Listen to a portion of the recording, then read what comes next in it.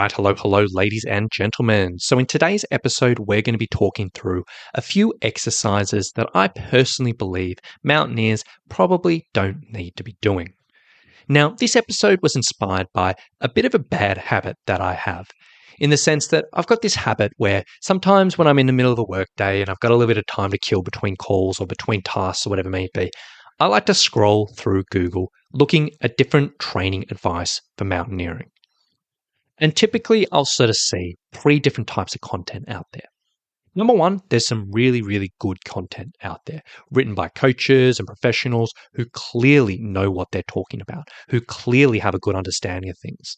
A bulk of this has come from, the guys from Uphill Athletes or Evoke Endurance, or people who are just kind of like regurgitating their info and they're just sort of putting their own spin on it. This stuff is good, solid training advice. There's a lot out there. Looks really good. Number two, there is the average content. This sort of stuff comes from, usually coaches as well who have a bit of a background in training. Some of it's good, some of it's a little bit weird and a little bit funny, but it's kind of good enough. It's not the way that I like to go about things. I feel like some things miss the mark, but it's pretty good. And then there is the bad stuff. And there is a lot of this in the world of training for mountaineering. And this is stuff that's written by people who, they may be active. They may have a background in just training themselves or playing sports themselves. Or they may be like an experienced mountaineer. They've been climbing for years and years and years, or maybe a guide or whatever it may be. But reading their stuff or listening to their stuff or watching their stuff, it's very clear that they have zero or very little experience in actually training people, in coaching people, in creating and designing programs or whatever it may be. And it's clearly obvious that they're just talking about what they like to do themselves and like how they like to train themselves and saying, look, I do this, so it's going to be good for everyone else. Or they're just regurgitating ideas that they don't really understand. This is my bad habit. It's kind of like a scab you like to pick because you see this stuff, you know it's ugly, you know it's not going to be great, but you just can't stop looking at it. But when it comes down to it, there is some good that comes out of this stuff because it has inspired today's episode. And it actually inspires a lot of my episodes, to be honest. Because when I look through these types of things, there are many things that pop out to me that is a clear indicator that, people don't really know what they're talking about. The common one is people just misusing basic terminology when it comes down to training. For example, people misuse the word power when it comes down to training so often, or how to develop power, whatever it may be. Or we see people confidently making statements which sound really good, but don't really make a huge amount of sense. For example, I saw someone the other day just absolutely blasting lat pull downs in the gym where you've got a cable machine and you're pulling down to work your lats. And they were like going on and on, saying it was just too stable and it wasn't relevant for sporting movements and this and that, which is just it's a whole different topic in itself. Or you see people using fitness buzzwords should have died like 20 years ago, or people just absolutely misquoting science. And they quote an article and you go look at the article and it says, doesn't say what they said, or it says the opposite. And you're like, oh my gosh, or whatever. There's a bunch of different things out there. But beyond that, and what we're talking about today, one of the easiest ways of telling if people kind of know what they're talking about or whatever it may be, is looking at what people recommend for exercises when it comes down to strength training. Because while there are no exercises out there, or there's only a tiny proportion of exercise out there which are inherently bad in every situation, and you can justify pretty much any exercise in certain contexts, when we're talking about mountaineering, there are definitely exercises that are not relevant for 99% of situations. And when you see people talking about exercises and just recommending to these mountaineers as a whole, well, then it's often a bit of a red flag, or at the very least a yellow flag around what's going on. So today what I want to do is just go through a few of the common exercises that I see that it's like, well, you know what? I'm not sure about that one. Just so you can be aware if you see these things. Now, I'm going to be talking through this type of stuff, talking in the context of the majority of mountaineers out there. As I said before, there are always edge cases or certain contexts or situations where these things may be useful, but for 99% of situations, probably not what I would recommend as a general recommendation. Beyond that, before I even get into it, as much as I'm going to talk about a few exercises that I don't think they're really necessary, one thing that often you want to keep in mind is if you enjoy something and you get pleasure from it and it makes you feel good, That's all good. And if one of the exercises I'm about to talk through and you're like, Rowan, I do these, and they're great, I just love it, or whatever it may be, that's cool. That's fine. But outside of that context, let's talk through. First and foremost, one exercise that you see and you're like, why are people recommending this, are abdominal crunches. I don't understand why they are still talked about in the mountaineering community, but my gosh. We'll often see programs where they say, this is your core work, do 20 or 30 or 40 or 50 crunches or whatever it may be, and each week add 10 crunches.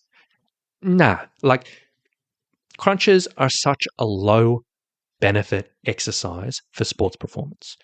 They feel really good. They get a really good burn. They feel like your abs are working. In certain sports, they may be beneficial. If you're doing, say, jiu-jitsu or something where you're doing that type of movement, yeah, cool. For mountaineer, no, not particularly necessary. You could be way better spending your time on other exercises. When it comes down to core training, abdominal training, there are dozens and dozens and dozens of better exercises than crunches. So if you see a crunch in a program and that's what they're asking you to do for a large part of your core work, you know what? I would probably disagree. And that's something I don't think most mountaineers need to be doing. Number 2, another exercise we often see recommended, which I don't really think is necessary, are shrugs. So if you haven't seen shrugs before, it's literally holding a couple of dumbbells or holding a barbell and literally shrugging your shoulders, working the upper traps, those big muscles around your neck, leading up to your neck. Now, you could argue, and I think this is where people sort of come about recommending this, is if people get tired or sore traps when they're carrying a heavy backpack, then if I do a bunch of shrugs and I work the upper traps, this will be beneficial.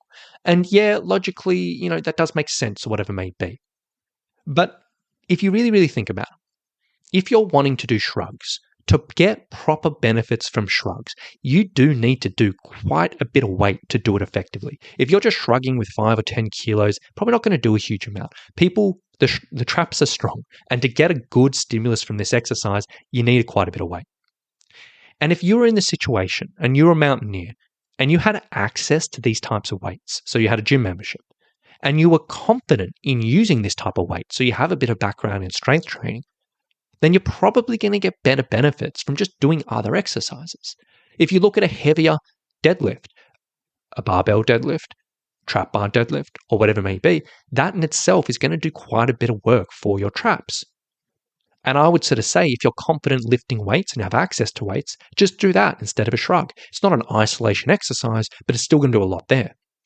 Or maybe doing a loaded carry. If you literally just hold those dumbbells or hold a trap bar and you walk up and down with heavy weights, this is going to hit the traps quite a bit as well. Both of those exercises or options are going to have a ton of other benefits for your mountaineering in other situations, as well as work the traps a bit. And yes, you could argue, as I said, neither of these isolate that area, but for 99% of people, this is enough. So if you're looking at shrugs and that is a recommended exercise for your mountaineering, yeah, I don't know. I could say you could definitely do better. Another one. Next up, exercises you probably don't need to be doing are flies. Chest flies, where basically you're lying on your back on a bench. You've got 2 dumbbells in your hands. With your arms straight, you're sort of going straight down, straight up. Or you can do this on a cable tower where you're holding a couple of tables and doing this. This exercise, chest flies, are a great exercise to isolate your chest muscles. They are really, really, really good for people who are wanting to build muscle there specifically. And a lot of people who are doing bodybuilding or intentionally trying to put muscles on will do this. If you're a mountaineer, really unnecessary. Because in all honesty, if you are wanting to train that area of your body, just do a proper press. Do a dumbbell press, do a bench press, do a push-up variation, or even do a dip or whatever it may be. All of these are going to be a bit more effective. You're going to push more load. You're going to get a better strength stimulus. A fly, there's just no reason to be doing that. And if your recommended flies, more than likely, whatever strength training program you're getting recommended is a bodybuilding program at its heart. Because mountaineers don't need to isolate their chest like that. Now, some people might argue, look, I already do all those things. I like dumbbell pressing. I like doing push-ups. And I really feel nice doing flies after that type of stuff. But at this point, I would put the question to you, why are you spending so much time on your chest? Why are you isolating these areas? Why not do a small amount of good exercises, improve that strength, as opposed to doing all this volume? I often see this and I'm like, why? Why? Next up, bicep curls. Bicep curls are a funny one because when it comes down to it, there are definitely a couple of legitimate reasons why people might do these and why mountaineers might do them, and I'll get that in a moment. But for the most part, for 99% of mountaineers, they're just not necessary. And when I see people recommending these as general recommendations, it's just a red flag because mountaineers have got so many other things they could be doing, which are going to be more beneficial than just isolating your arms. Bicep curls work your biceps. They are really, really good at that. But do you know what else works your biceps?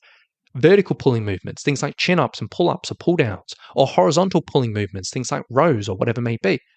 All of these exercises will still get the biceps working quite a bit. And the difference between curls and these other movements is, well, those other movements are going to work a bunch of other things as well. And considering a mountaineer typically doesn't have a huge amount of time they want to spend on their strength because you're an endurance athlete, you want to be making the best use of your time in the gym or with your strength training, and there's very, very, very little reason to be isolating your arms.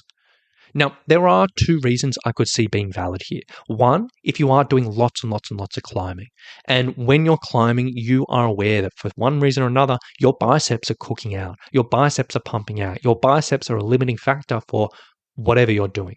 And in that situation, yeah, maybe throwing in a couple of sets of high repetition bicep curls at the end of the workout, could be decent. The other argument, and this is probably something that, yeah, it's absolutely fair enough, is vanity. And not vanity in saying it's a bad thing, like vanity is often a bad word, but if you personally just want bigger or better looking arms, yeah, all power to you. Go with it. Like, that's fine, as long as you're aware of that's why you're doing it and not thinking, hey, this is going to improve my mountaineering. Or if you just love the feeling of just walking out of the gym with like a pump in your arms, yeah, cool, absolutely, that's fair enough. It's not hurting anyone, but as long as you're aware why you're doing it. Now, similar stuff to like tricep isolation stuff. So if someone recommends tricep extensions or push downs, exact same reasoning for curls. It's unnecessary for 99% of mountaineers. And again, not saying this stuff is bad and it's like terrible, but if this has been recommended to you as a mountaineer, well, probably can do better. Next up, and this is a really funny one, when people recommend mountain climbers for mountaineers, and if you don't know what a mountain climber is, it's when you're on hands and toes on the ground. So you're in like a full plank position.